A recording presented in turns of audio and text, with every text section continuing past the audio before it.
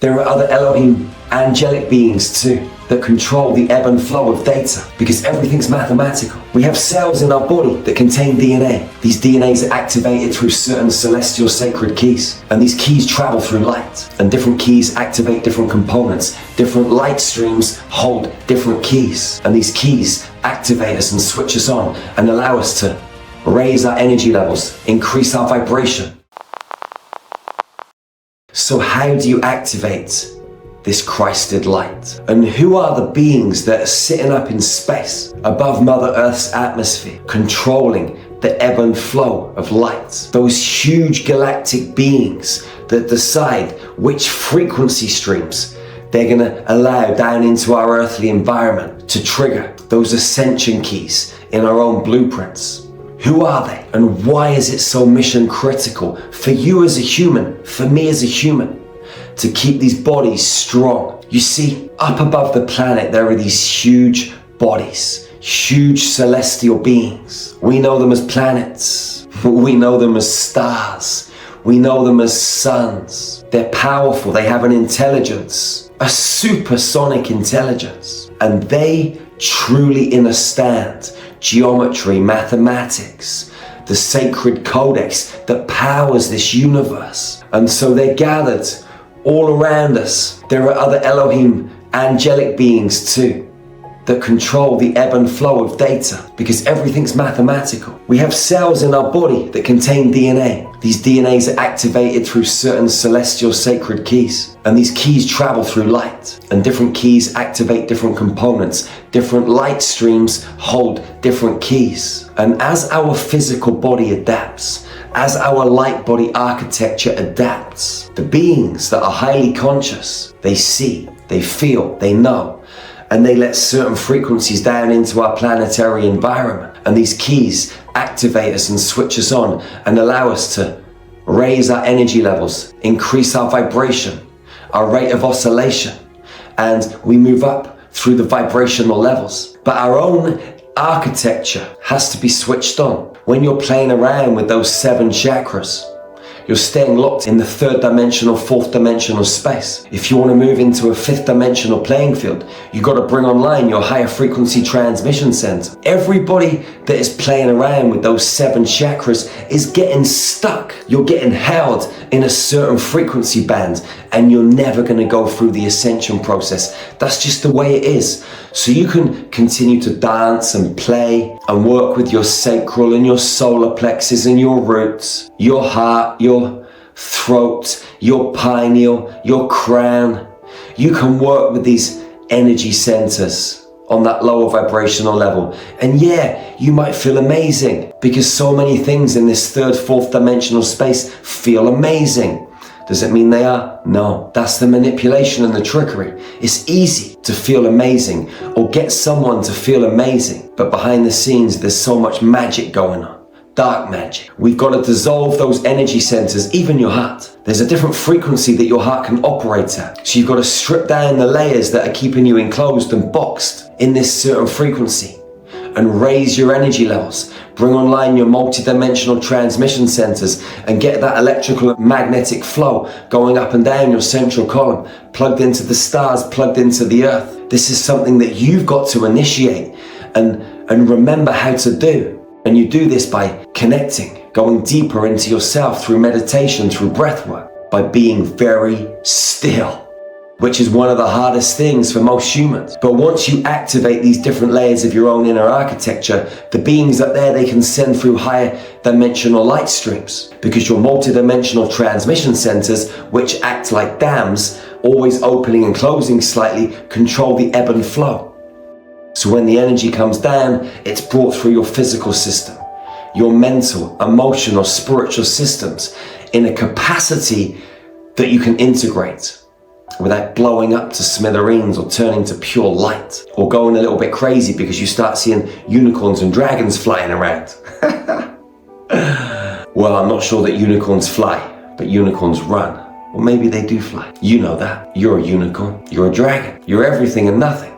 You're whatever you want to be, because you're a supersonic shapeshifter. Or maybe you've not realized that yet. But once you bring this architecture online and you've got your Merkaba spinning, You've got your multi-dimensional Merkaba activated in here and around you externally. That 12-pointed star, which plugs into the 12 stargates, that 12-strand DNA blueprint, which when that multi-dimensional Merkaba field spins, creates the 13th sphere, which plugs into your heart, the 13 transmission centers, which activates the 13th stargate and gives you access to all playing fields. This whole ascension process is a choice. It's a decision to truly be your most extraordinary version or to stay small and be enslaved. What do you choose? When you're still and you meditate and you ask your higher self, your own guardian angel, your own divine spark to work with you, to guide with you, that trifecta, that trinity, to work with you and help you and assist you in accessing these higher dimensional fields, they will catalyze and instigate a process. They will start to tweak your architecture and let certain streams of frequency through, containing certain codes and keys. And as those codes and keys come into your system, you'll get new levels of awareness and slowly you will activate. And then eventually your whole multidimensional architecture will come online. There are certain things you can do to speed up the process and initiate it. And we share those in our mystery school teachings at starmagichealing.org. So get yourself over there and check it out. This is something that's very important to understand. These heavenly bodies that control this ebb and flow of data, that send certain light frequencies to us as individuals or certain pockets and groups or collectives that have all activated and are at a certain level. They send these light frequencies in. But what they're not going to do is send in certain light quotients, certain DNA activation sequences to human beings that aren't ready, that are running false code and false light. Because what happens is, if you're a higher frequency being running certain streams of frequency into a vessel, and that vessel is corrupted, the corruption within that vessel is going to shoot back up to those celestial bodies. And if they're doing this to 100,000 humans in one go, for 500,000 humans, that's a lot of dark code coming back up into those celestial bodies. They don't want to be transmuting and cleaning themselves over and over. It's not worth it. So this is why we live in a world of free will, because they're leaving it up to us to make the choice to clean ourselves up, to do our own healing, to clean and cleanse our fields on every single level so that we're ready to go through this ascension process. You can't keep helping beings like us on this planet when so many of us are not prepared to do the work. It's like us throwing it back in the face of someone that's trying to help us. We got to clean up our acts and be ready, prepared. Those who succeed in life are prepared for whatever the universe throws at them. They just deal with it. Spiritual gangsters. They lean into the process because they know by leaning into the process, they're going to grow through the process in so many ways. They're going to get up-leveled and upskilled. So wherever you are on planet Earth, beautiful soul,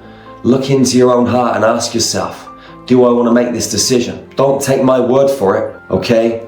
Don't believe anything that comes out of my mouth. Go into your own heart and ask your own questions and do your own research. Connect with your soul, connect with your higher self, connect with your oversoul, connect with your guardian angel, connect with these multidimensional elements of you and ask, is this the right way for me to travel? Get your own answer, and maybe I'll see you on the other side.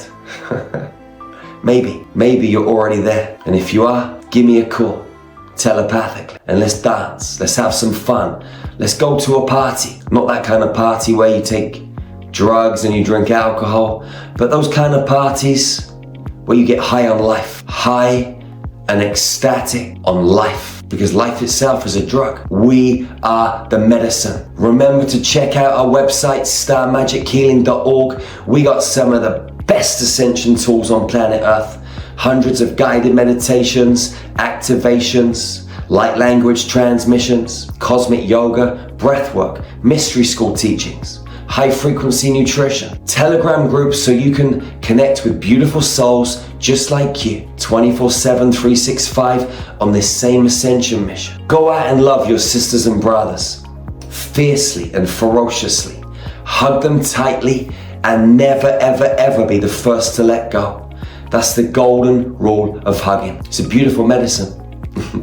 Smile, have fun, laugh a little bit, go a little bit crazy. and enjoy this human ride. Don't take it so seriously. It's a great big cosmic joke. I'll see you again soon, beautiful soul. One love, one heart, one human family. Peace out.